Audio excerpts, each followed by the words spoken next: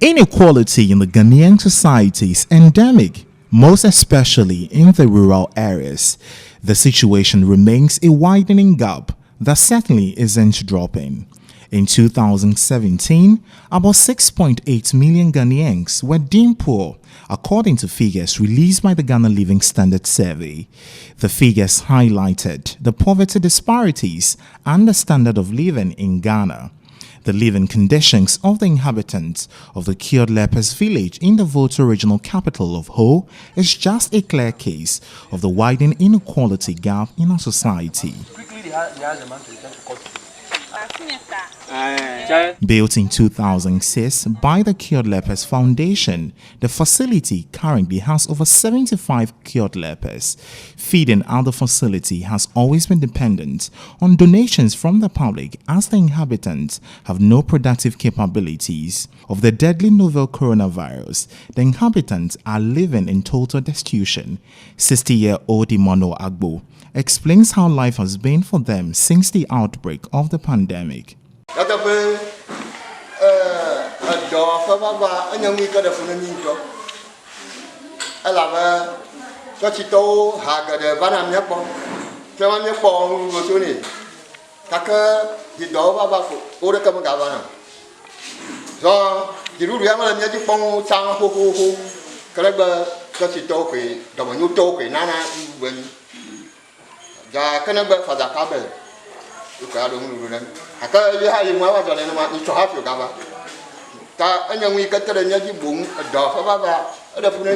"90-year-old Mary Ahiale, who is said to have been cured of leprosy, has been at the Cured Lepers village since its establishment, narrates how she feeds herself.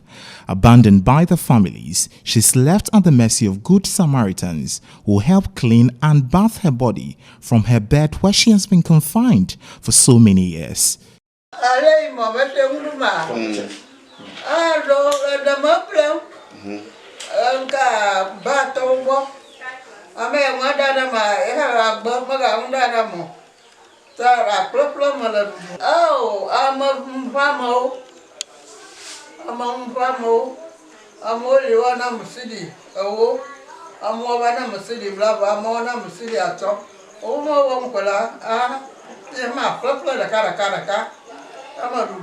Nelson Atito is the administrator of the facility. He explains further the living conditions of the inhabitants at the facility.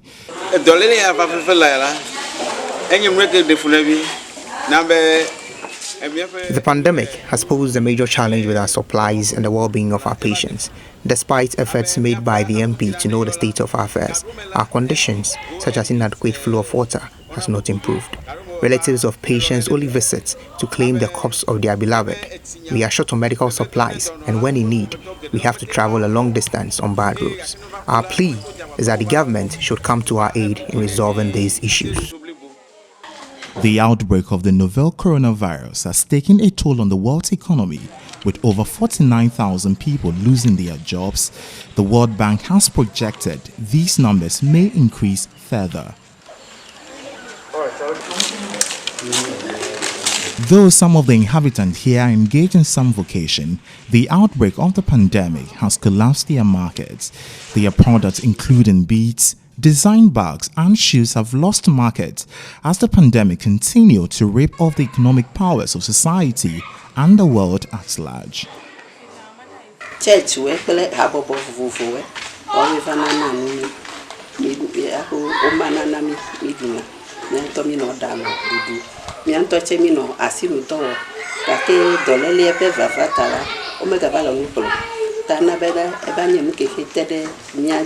Though there's no health post at the village, the facility is most often out of drugs, deepening the woes of the inhabitants further. The medicines used here is not provided by the government. It's provided by individuals who come here to donate to the cured lepers. So sometimes if we don't have the drugs, it's then that we have to request or prescribe for them to go and buy. And sometimes if you prescribe it for them to go and buy, they don't even have the money to go and buy. So we are pleading with the government if he will hear us, he should always come to the aid of the cured lepers village. That is home. Government over the years have enrolled special policy initiatives targeted at this group of people, including the National Health Insurance Scheme and the Livelihood Empowerment Against Poverty. The Livelihood Empowerment Against Poverty is a cash transfer program introduced by the government for extremely vulnerable and poor households.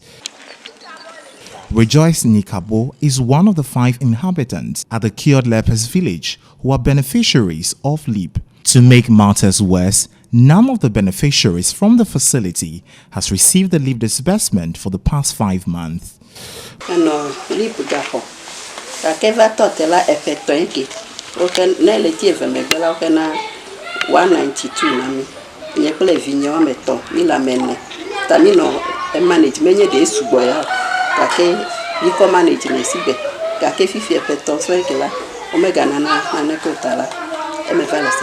For those who are not on the program, it would be a joy to be added, despite the fact that the money is woefully inadequate.